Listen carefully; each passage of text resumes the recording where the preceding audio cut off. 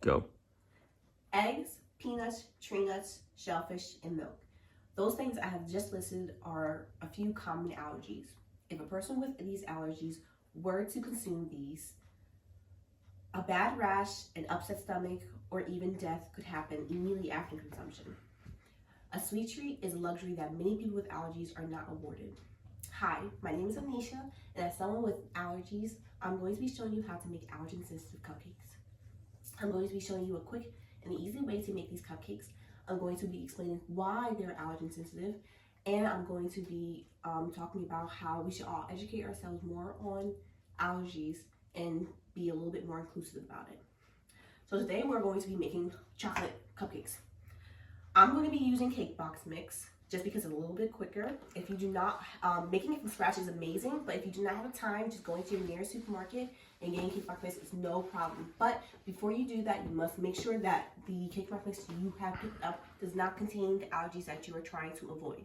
So a quick way to do this is going to your ingredients and going down to contains, and this will tell you all the allergies that you're trying to avoid.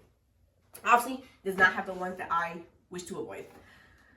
Once we do that, you're going to preheat your oven to 350 and gather the ingredients listed on the box. I have already pre-measured and combined mine. So for this cake mix, it does call for eggs, but obviously we're going to find an egg substitute for this. Different egg substitutes include bananas, flaxseed, applesauce, etc. These are natural egg substitutes. Today we're going to be using Greek yogurt. So for each egg that is required, we're going to use a 1/4 cup of Greek yogurt. I already put that in there and we mixed it together. So the yogurt, it acts as a binding agent, just like how the egg will. It like mimics the fat that's already in the egg.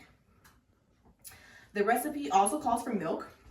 I use cow's milk, but if you have an allergy to cow's milk, then using oat milk is just as fine and just as delicious. It's important to not overmix when you have your fat ready, because if you overmix, it will call for like a flat, almost deflated looking cake, and we don't want that. We want a fluffy, beautiful looking cupcake.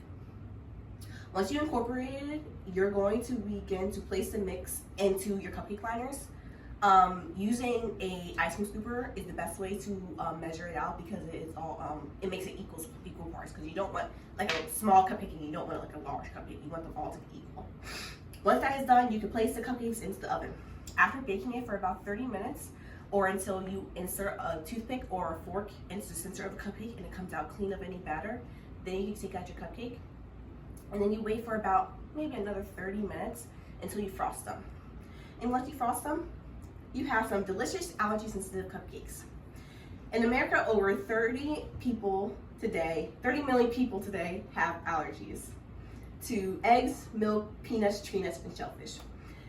People close to you may have them and probably feel left out at different celebrations that may have like a cake being passed around. They know they can't have it because they're allergic to it.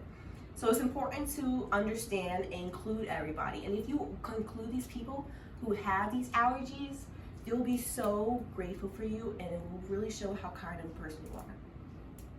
So this is my allergy sensitive cupcake, and it's delicious. Everyone deserves a sweet treat. Any questions? Yes, I'd like to ask you specifically, what allergies do you have? So my allergies are eggs, tree nuts, peanuts, shellfish, and corn. Wow. Okay, wow, that's a good amount. So I also want to ask you, what could I use other than oat milk as a substitute? So if you prefer not to use oat milk, you can always use coconut milk. And if you don't prefer coconut milk, you can just use water. But I think using some kind of milk makes for like a fluffier cake. Okay, thank you. That's very, very insightful. No problem. All right. Have a good day.